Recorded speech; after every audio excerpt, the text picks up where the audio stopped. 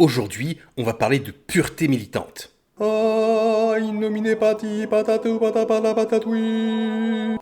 Le terme fait débat parce qu'il recouvre plusieurs concepts plus ou moins diffus, plus ou moins bien théorisés, qui ne renvoient pas toujours aux mêmes réalités et qui sont parfois utilisés de manière interchangeable.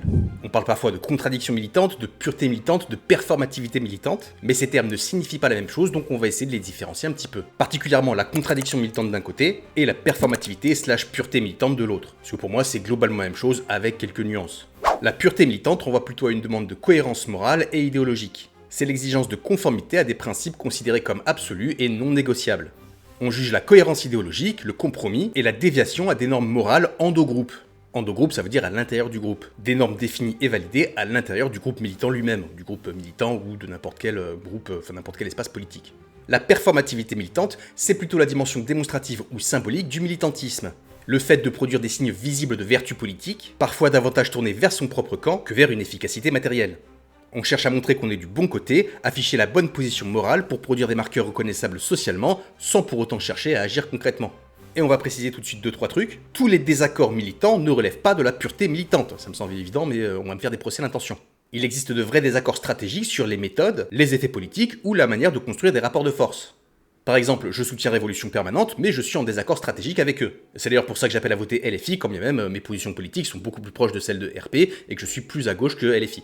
On peut penser que telle ou telle action est contre-productive sans pour autant être dans la posture morale. La question ici, c'est pas de dire que toute critique interne est illégitime, au contraire, elle est fondamentale, mais de parler du moment où le débat politique est remplacé par une logique de pureté morale, de demande de cohérence individuelle interne absolue, ou de focalisation sur des marqueurs symboliques. Autre précision qui me semble très importante, la pureté militante c'est un terme fourre-tout qui est utilisé à la fois notamment à droite, et à l'intérieur des cercles militants de gauche. Il sert à désigner généralement des militants qui sont trop engagés ou trop radicaux sur certaines questions, qui de l'impérialisme, qui du racisme, qui du féminisme, mais c'est souvent une façon commode de ne pas se remettre en question, en faisant taire ceux qu'on juge excessifs. C'est donc une rhétorique qui peut servir à invisibiliser certaines formes de militantisme et qui légitime une forme de compromis. Un militantisme plus modéré qui correspond généralement à des positions un peu plus privilégiées. Du coup, le terme il est assez ambivalent parce que quand on parle de pureté militante, moi ça m'active des red flags. Parfois c'est juste une manière d'esquiver le débat politique ou de disqualifier des critiques gênantes. À droite et à l'extrême droite, on s'en sert surtout pour pointer des contradictions personnelles et décontextualiser le message politique. Tu sais, c'est le fameux t'es anticapitaliste mais t'as un iPhone. On exige du militant qu'il soit moralement irréprochable lui-même avant de pouvoir parler. Et donc c'est une rhétorique qui sert à la fois le statu quo et l'auto-justification. Parce qu'elle permet de dire « moi je suis pas parfait, mais je critique rien, je ne fais rien, je n'agis pas, je n'ai aucune contradiction, je suis cohérent avec moi-même, j'en ai rien à foutre par exemple de la souffrance animale, et donc je peux bouffer de la viande, alors que toi, tu me parles de l'exploitation animale, tu me dis que c'est pas bien, mais tu manges des œufs, donc voilà, ferme ta gueule en fait. » Ce cadre moral sert à déplacer la critique vers une abstraction, la pureté individuelle. Parce que pour demander la fin de l'exploitation, tu ferais mieux toi-même de ne pas profiter de cette exploitation, dans une société qui repose entièrement sur l'exploitation. Ça me semble totalement réaliste. C'est un reproche qu'on faisait notamment à Noam Chomsky quand il critiquait l'impérialisme américain, alors que lui-même, américain, profitait de cet impérialisme. Et du coup, lui, il avait une réponse plutôt simple. C'est justement parce qu'il profite de cet impérialisme depuis sa position qu'il a un potentiel d'action, et donc que c'est son devoir de critiquer l'impérialisme américain. Dans une société pleine de contradictions, peuplée d'individus contradictoires, vous ne pouvez pas attendre de quelqu'un qu'il n'ait aucune contradiction. Vous n'avez pas besoin de sucer des cailloux tout nus dans une forêt pour critiquer l'industrie de la viande ou du textile. Parce que déjà, votre message il sera pas plus efficace si vous le dites à poil en crevant de faim, et parce que c'est vraiment un discours de grosse victime. C'est comme ceux qui te disent oui, t'es salarié, donc ton patron il te paye, donc pourquoi tu critiques ton patron? Pourquoi tu critiques le patronat? Alors qu'on te paye, On mord pas la main qui nous nourrit, enfin. Et donc ici, on parle plus de contradiction militante que de pureté militante. Autre exemple de contradiction, voilà, vous militez contre la déforestation de l'Amazonie, et puis bon, là c'est la chandeleur, voilà, le petit, il veut du Nutella, parce que tout le monde aime le Nutella, et donc vous allez faire des crêpes au Nutella, donc vous achetez un pot de Nutella, voilà, bon oui, ok. Parce que sinon le petit Timothée, il va être triste, il va casser les couilles à tout le monde. Vous n'avez pas à porter seul la responsabilité de chaque changement social que vous voulez voir advenir. Ça, c'est ce qu'on appelle du colibrisme. Le colibrisme, c'est, vous savez, cette histoire où il y a un feu de forêt, tous les animaux ils s'enfuient, mais là il y a un petit colibri, il prend 3 gouttes d'eau dans son bec et il fait les allers-retours pour essayer d'éteindre le feu. Bon, ça sert à rien, mais c'est une posture qui invite à miser sur les petits gestes individuels, sur les petits gestes quotidiens, plutôt que sur les transformations collectives des structures. On l'utilise souvent pour parler d'un écologisme individualiste, compatible avec l'ordre libéral. Parce que justement, le libéralisme déplace la responsabilité sur les individus, plutôt que sur les structures qui les contraignent. Les grandes entreprises, l'État ou les rapports économiques. Et ça revient à intégrer que pour changer la société, il faut simplement changer ses petites habitudes personnelles, sans conflit ni lutte collective. Pour combattre le réchauffement climatique, faites pipi sous la douche, bande d'irresponsables. C'est un petit peu la même logique qu'on retrouve dans le développement personnel, où on vous explique que le travail c'est dur, mais du coup il va falloir que tu changes des choses dans ta vie pour en demander moins et t'adapter. Voilà, donc tu vas faire des petits changements individuels dans ta vie pour essayer de mieux supporter tes conditions plutôt que d'essayer de changer en fait ce qui fait que ces conditions sont difficiles à supporter. Mais revenons à nos moutons. Cette responsabilité morale fait qu'on évalue les individus par rapport à leurs petites habitudes quotidiennes. Bien consommer, bien trier, bien rouler, bien s'alimenter, etc. La validité politique d'une personne tend à s'indexer sur leur conformité à ces normes de conduite. Ceux qui ne correspondent pas parfaitement à ces standards peuvent être culpabilisés ou disqualifiés, même lorsqu'ils participent à des transformations plus structurelles ou qu'ils agissent dans un cadre contraint. C'est comme les petits rigolos qui viennent casser les couilles à ceux qui vont acheter des vêtements chez Shein, parce que Shein c'est pas bien, Shein ça exploite des petits chinois, et en plus Shein ça fait des poupées à l'effigie d'enfants. Oui, peut-être qu'en faisant en sorte que les gens aient les moyens d'acheter ailleurs, et en empêchant certaines pratiques d'importation ou en faisant en sorte que les entreprises assument réellement les coûts de leur modèle, ce serait plus efficace que de venir moraliser les gens qui font leurs courses où ils peuvent. Et c'est pas du relativisme, ça veut pas dire qu'on peut s'exonérer de tout et qu'il n'y a pas de responsabilité individuelle. Ça veut dire que la responsabilité individuelle, c'est pas le bon niveau d'analyse quand on cherche à transformer un système. Faites comme vous pouvez, et quand vous pouvez, essayez de le faire. C'est de moi, vous pouvez me citer. Quand la logique morale ou la charge symbolique prend le pas sur l'analyse des effets concrets, c'est là pour moi où on commence à performer le militantisme. Par exemple ce même où on voit Trump qui hésite entre deux boutons, baiser des enfants ou bombarder des enfants. C'est clairement un mème qui dénonce les actes de Trump. Dans un cas ça fait référence au dossier Epstein et dans l'autre cas au bombardement américain. Oh putain, j'ai dit Epstein. Il est antisémite, raciste, complotiste, extrémiste.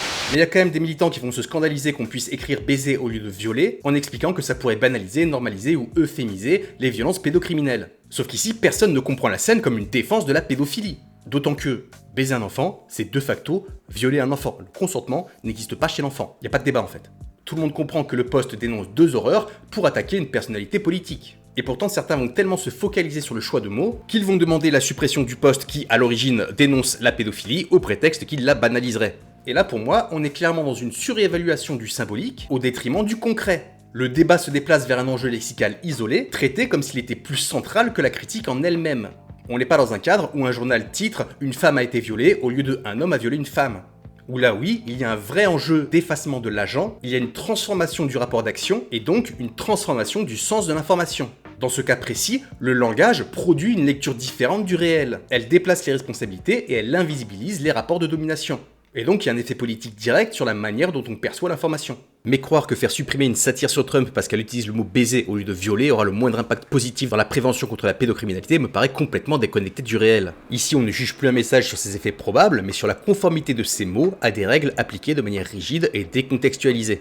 Autre exemple, j'ai vu des petits dogmatiques de l'IA appelés au boycott d'associations ou de collectifs humanitaires qui récoltaient des dons et qui avaient fait leur image avec ChatGPT ou avec n'importe quel logiciel d'image IA. Quand bien même il existe des problématiques réelles sur l'IA, les problématiques écologiques, les problématiques dans les domaines artistiques, le terrorisme augmenté, qui contrôle, les surveillances de masse, etc. Mais ici on va appliquer un refus d'utilisation dogmatique dans un cas situé, sans aucune distinction, sans aucune nuance et sans se soucier des effets matériels concrets. Là concrètement, de leur visibilité dépend le fait que des gens puissent survivre. Et toi, depuis ton petit confort, tu scrolles sur Insta, tu vois ça et tu dis « Oh non, c'est pas bien, l'IA au secours ». On a privilégié un idéal pur ou des principes moraux à des actions moins pures qui ont des effets concrets. De la même manière, il y a certaines personnes qui vont venir pleurer parce que le petit Christian, il est au chômage et il a fait un livre qu'il a auto-édité et dont il a fait la couverture en IA. Parce que trouver une maison d'édition, ça coûte cher, faire appel à des artistes, ça coûte cher, et en plus, il faut des contacts. Et donc par principe, certains préféraient que le petit Christian ne puisse pas sortir son livre plutôt que de recourir à l'IA. Et du coup, ça laisse le monopole de la production culturelle à des gens qui ont plus de moyens, et ça, quand on est de gauche, je trouve ça un petit peu paradoxal. Dans la réalité, il n'existe pas de principe absolu applicable en toutes circonstances, dans tout contexte, de manière indifférenciée. Il ne faut pas confondre analyse systémique et logique systématique. Les analyses systémiques reposent sur des tendances lourdes, elles décrivent des comportements ou des effets à échelle macroscopique, elles ne consistent pas à appliquer la même règle partout, mais à repérer des tendances générales qui prennent des formes différentes selon les contextes. Une posture de pureté ou de performativité traite tous ces cas de manière équivalente, sans tenir compte de leur poids réel dans la dynamique globale. J'avais un schéma dans ma tête que j'ai voulu illustrer, mais je sais pas dessiner et flemme de demander à ChatGPT de le faire, donc vous allez imaginer avec moi, vous êtes prêts? Vous pouvez imaginer une analyse systémique comme une distribution de points de tailles différentes qui s'agrègent pour produire une tendance générale. Certains points ont une taille beaucoup plus grande, beaucoup plus importante, elles structurent plus fortement la tendance, et d'autres points sont plus petits et sont marginaux. Et donc une posture performative tend à traiter ces cas, ces petits points, comme équivalents en leur appliquant la même grille de lecture indépendamment de leur poids réel dans la dynamique d'ensemble. C'est ce que je viens de dire tout à l'heure en fait, c'est littéralement ce que je viens de dire. Donc, C'est pour ça qu'on ne peut pas juger un acte uniquement à partir de sa forme abstraite. Il faut regarder sur quelle dynamique il agit, dans quel espace, avec quelle intensité, et surtout quels effets il produit dans l'ensemble. Dans la satire, une même blague sur le physique peut reproduire une norme oppressive dans un cas qui va renforcer un climat délétère, ou une attaque politique contre un agent idéologique dans l'autre cas, avec très peu, voire pas d'effet performatif sur la validité du corps. Dans cet exemple, la critique du corps convoque un imaginaire colonial et raciste, dans un journal qui utilise la satire pour faire passer des messages islamophobes régulièrement, et qui permet à l'extrême droite, mais pas que, de se cacher derrière la liberté d'expression pour banaliser les discriminations. Dans l'autre cas, la critique du corps est symbolique d'une position de classe. Les rapports de force, les intentions, le message, le contexte politique sont déterminants dans la manière dont un énoncé s'interprète et agit. Ce n'est pas la forme elle-même qui détermine automatiquement la portée politique d'un énoncé, c'est son insertion dans une dynamique sociale donnée. Absolutiser la critique, la figer dans une grille de lecture rigide, c'est retirer des contradictions pour imposer un cadre unique qui est parfois totalement déconnecté du réel. Certains diront, on n'attaque pas le physique, point, ça reproduit des logiques oppressives. Mais quand on fait ça, on perd la capacité à comprendre comment circulent réellement les affects et les idées dans une société. On ne voit plus les effets concrets, on ne voit plus les usages stratégiques des discours, les détournements possibles ni les asymétries de diffusion, on remplace l'analyse des dynamiques par une logique de conformité abstraite. Alors c'est très bien pour avoir une impression de cohérence morale, mais c'est au prix d'une cécité sur les mécanismes réels. On va prendre un exemple encore plus au hasard, celui qui m'a poussé à faire cette vidéo.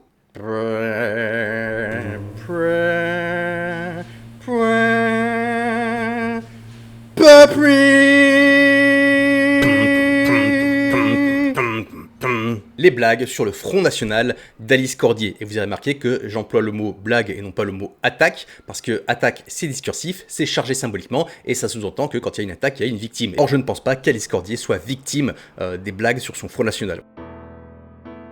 C'est un désabonnement immédiat au vu du post pathétique que tu viens de faire. J'aimais cependant beaucoup tes réflexions, mais c'est dommage, tu es nocif à la cause en faisant ce genre de post, je le pense sincèrement. Donc là, il y a Paul, apparemment, il était d'accord avec mon combat politique, mais là, j'étais un peu trop oppressif, c'est-à-dire que j'ai représenté Alice Cordier avec son front vu depuis l'espace, en plus, c'est même pas moi qui ai fait l'image, mais juste elle m'a fait beaucoup rire, donc je l'ai partagé, pour dénoncer dans la slide suivante le happening de Némésis déguisé, vous savez, en burqa, dans un rassemblement d'extrême droite au Royaume-Uni, donc avec un discours suprémaciste, raciste, antiféministe, parce que je rappelle qu'il y a des femmes musulmanes qui sont touchées par ces discours, mais là, le petit Paul, il est vexé, et il pleure comme si on avait agressé sa daronne, parce que, vous comprenez, on a fait une blague sur le front de Cordier. Et du coup, c'est sexiste. Ça sous-entend que l'humour sur le physique, du moment qu'il touche une femme, il est essentialisant, il est sexiste, ce qui n'est pas le cas, ce qui n'est pas même une position féministe. En tout cas, c'est pas soutenu par beaucoup de féministes. Quand bien même, les femmes sont plus touchées et sont plus attaquées sur leur physique que les hommes. Ça, c'est pas le sujet, il n'y a pas de débat là-dessus. Et le piège, il est là. Vous prenez une critique systémique, systémiquement, les femmes sont victimes d'attaques sexistes sur le physique, et vous en faites une analyse systématique. La critique physique d'une femme devient systématiquement une critique sexiste. Sauf qu'en faisant ça, vous réduisez la cible à son genre et vous effacez la dimension politique. Le genre devient essentialisant et il n'y a plus de cadre d'énonciation, il n'y a plus d'enjeu de pouvoir. Ce n'est plus une nazie qu'on tourne en ridicule, c'est une femme qu'on oppresse. D'ailleurs, si vous voyez une femme au lieu de voir une nazie, c'est précisément parce qu'Alice Cordier utilise son genre pour se positionner en victime. Ce n'est pas parce qu'il y a des tendances lourdes dans les critiques physiques faites aux femmes sur les réseaux que cette critique précise participe à structurer la dynamique d'ensemble des courbes de l'oppression, surtout quand on la met en comparaison avec le discours d'Alice Cordier qui, pour le coup, a vraiment une performativité dans le sens des oppressions sexistes. Je rappelle que son discours stigmatise notamment toutes les femmes musulmanes et crée de fausses représentations sur la réalité des violences sexistes et sexuelles. Et quand vous vous plaignez que certains gauchistes attaquent Alice Cordier sur son front, vous ne défendez pas les femmes, vous défendez Alice Cordier. Et ce serait entendable si la critique portait effectivement sur des traits qui étaient indexés au genre ou indexés sur une certaine forme de normativité ou de validisme. Si c'était sur son poids, si c'était sur la taille de ses seins, si c'était sur une maladie congénitale, etc. Sauf que si c'était le cas, tout le monde se serait indigné, ce ne serait plus la même critique. Je pense que vous prenez les gens pour des cons. Tout le monde comprend que le message ce n'est pas hahaha moquez-vous des femmes, mais plutôt votre pseudo-féministe d'extrême droite c'est ridicule, personne ne prend votre porte-parole au sérieux. D'ailleurs, ne vous inquiétez pas, mais si Alice Cordier ne remplissait pas tous les critères de beauté dont elle se sert d'ailleurs pour séduire, vous savez, des petits incels d'extrême droite pour les tabasser des gauchistes là, en fait elle ne serait pas porte-parole, parce que le groupe Némésis est un groupe sexiste. Parce que les militantes de Némésis font ce qu'on appelle un compromis patriarcal, c'est-à-dire que le patriarcat a plusieurs formes de domination, dont une forme de domination racialiste nationaliste, une forme de domination raciste en plus d'être sexiste, et donc elles font passer leurs intérêts, c'est-à-dire que leurs intérêts en tant que femmes, ce serait d'abattre le patriarcat, mais comme le patriarcat soutient aussi des politiques racistes, elles peuvent faire un compromis pour assurer leur position qui est plus privilégiée que celle qu'une position de personnes racisées ou de femmes racisées. D'ailleurs, j'ai pas vu beaucoup de femmes racisées s'indigner sur les attaques sur le front d'Alice Cordier. Peut-être que le fait que ce soit une fémonationaliste qui instrumentalise le féminisme pour avancer des projets suprémacistes et racistes, peut-être que ça joue,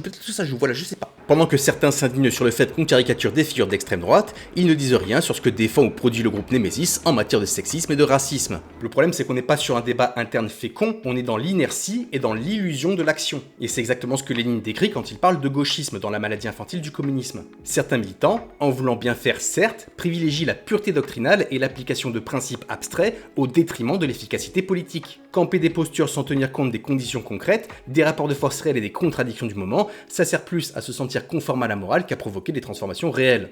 On vaut mieux que ça. Ça sert à rien de valoir mieux si tes actes n'ont pas d'effet concret sur les conditions d'existence des gens que tu prétends défendre.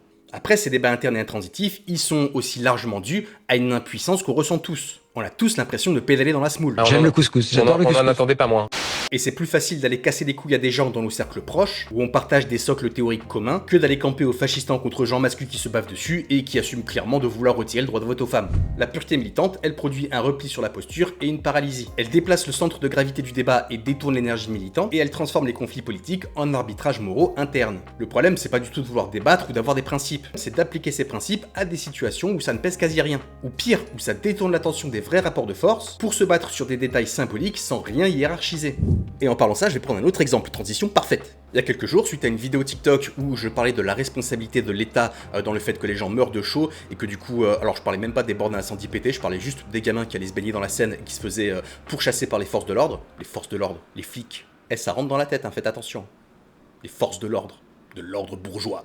Bref, j'ai expliqué que c'était pas une raison pour balancer des milliards de commentaires racistes et de souhaiter la mort des gens qui se baignaient dans la Seine. Et bien sûr, là, je me suis pris une avalanche de cassos, une avalanche de mecs d'extrême droite, une avalanche d'énormes débiles qui se bavent dessus, et j'ai reçu des menaces de mort en message privé. Bon, alors je suis pas là pour me plaindre, hein, moi c'est pas un truc qui me touche spécialement, en plus je suis blanc et je suis un mec, voilà, donc c'est pas, voilà, bon, c'est le jeu.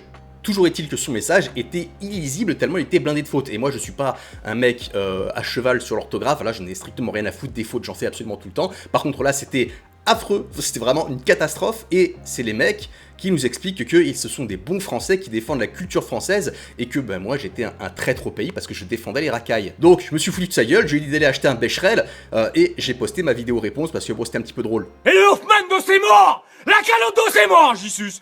Et là, j'ai eu quelques gauchistes qui sont venus me dire que je faisais du mépris de classe et du validisme. Je résume pour que vous compreniez l'absurdité du propos. Je prends une vague de harcèlement pour expliquer que dans les quartiers populaires, il n'y a pas assez d'installations pour lutter contre les vagues de chaleur. Il y a des bouffons qui m'insultent et me menacent de mort. Et parce que je les tacle sur la contradiction au fait qu'ils se revendiquent super méga François le français, alors qu'il écrit moins bien que les racailles qu'il critique, et donc je serai classiste et validiste envers ceux qui ont du mal à écrire et qui ont de la désorthographie, de la dyslexie, de la dyspraxie ou je sais pas quoi. Et attention, hein, c'était un lourd gauchiste. Il a bien précisé en commentaire qu'il était un lourd gauchiste opposé à toutes les formes de discrimination. Mais ça c'est le genre de lourd gauchiste qui prétend lutter contre les oppressions. Si jamais il voit un mec dans la rue insulter quelqu'un, lui dire vas-y ferme ta gueule, sale racaille de merde, tu mérites de te faire buter, et que le gars lui répond ta gueule fils de pute. Oh, la putain de ta mère a pu.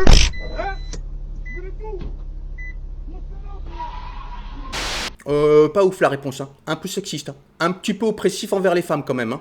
C'est une petite posture moraliste digne d'un plateau bourgeois, à coup de vous condamnez. Mais est-ce que vous condamnez? Vous condamnez les violences? Toutes les violences? Des mécanismes qui servent à déplacer la faute sur la victime et à créer des fausses symétries. Des mécanismes de dominants, des mécanismes de privilégiés. Vous êtes des militants de salon. Oh mon Dieu, tu as utilisé une expression oppressive, tu ne t'es pas assez remis en question, tu n'es pas assez pur, je ne te soutiens plus. Et vraiment, quand ton engagement politique, ça consiste à t'abonner ou à te désabonner de compte Instagram, bah vraiment, on s'en bat les couilles, tout ça ne ferait rien changer, tout le monde s'en fout. Et ça va vous faire drôle quand vous allez rejoindre un collectif, une association ou un syndicat pour essayer de faire quelque chose de concrètement, hein, des transformations concrètes, pas juste consommer du contenu pour s'améliorer soi-même, hein, on n'est pas dans du développement personnel. Ça va vous faire très drôle quand vous allez voir que en fait tous les gens ne sont pas aussi parfaits que vous. Il va falloir militer avec des gens qui ne cochent pas toutes les cases du parfait petit progressiste, qui ne sont pas parfaitement purs, qui n'ont pas la même position que vous, qui n'ont pas les mêmes intérêts que vous, qui n'ont pas les mêmes codes que vous et qui n'ont pas les mêmes priorités morales.